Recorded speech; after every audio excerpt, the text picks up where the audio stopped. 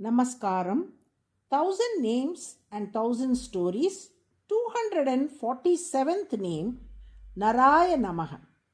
A wealthy businessman from Chennai who worked tirelessly to expand his ventures abroad decides to take a much needed break from his busy life.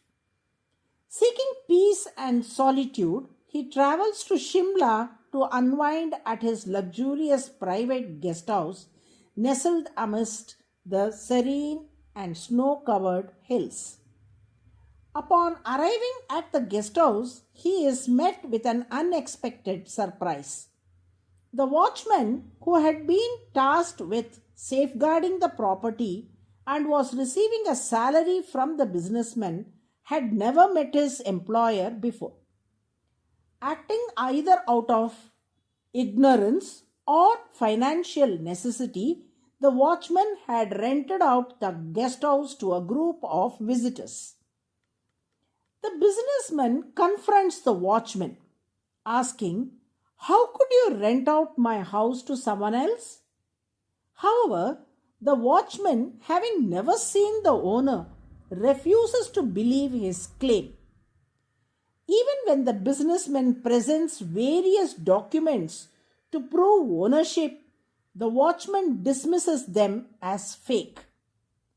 The businessman then brings some of his friends as witnesses to verify his claim, but the watchman rejects their testimony, calling it fraudulent. Finally, the businessman, realizing the futility of his argument, requests the watchman to rent him a room pretending to be a tourist. The watchman agrees and upon receiving rent allots him a room.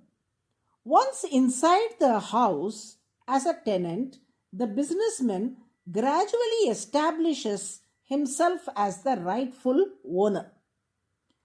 This story, though seemingly like a film plot, serves as an analogy.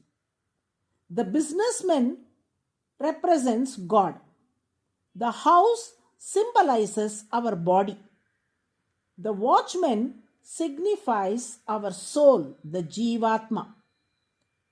Just as the businessman appointed the watchman as the caretaker of the house, the Lord entrusts the Jivatma with the responsibility of managing the body. Both the body, that is the house, and soul, that is the watchman, belong to the God, that is businessman. However, like the watchman, the Jivatma forgets its true master. Despite receiving countless blessings, similar to receiving salary from the businessman, the soul misuses the body for trivial purposes instead of serving the Lord. The watchman denies the owner even when confronted, just as the Jivatma fails to recognize God even when he directly reveals himself. The watchman rejects the documents shown by the businessman, akin to how the Jivatma dismisses the Vedas presented by God as authentic proof of his supremacy.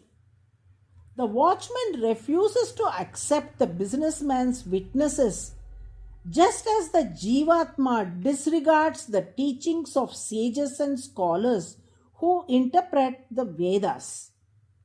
Eventually, just as the businessman enters his own house as a tenant and slowly establishes himself as the owner, God resides in our hearts as a tenant. Over the time, He makes us realize that our body and soul belongs to Him. Those who recognize this truth and surrender to Him are granted liberation. This story also ties to the deeper meaning of Nara, while Ra signifies that which can be destroyed. Nara denotes what is indestructible. In this context, Nara symbolizes the eternal essence of existence, animate beings, and inanimate elements. The creation, that is Srishti, and dissolution, that is Pralaya, of the universe represent transformations between gross and subtle forms, aligning with the principle that nothing is ever truly destroyed but merely changes forms. As the owner of all indestructible things, the Lord is called Nara, the 247th name in the Vishnu Sahasranamam. By chanting NARAAYA NAMAH, he bestows eternal, indestructible knowledge upon us, guiding us towards liberation. Narayana, Narayana.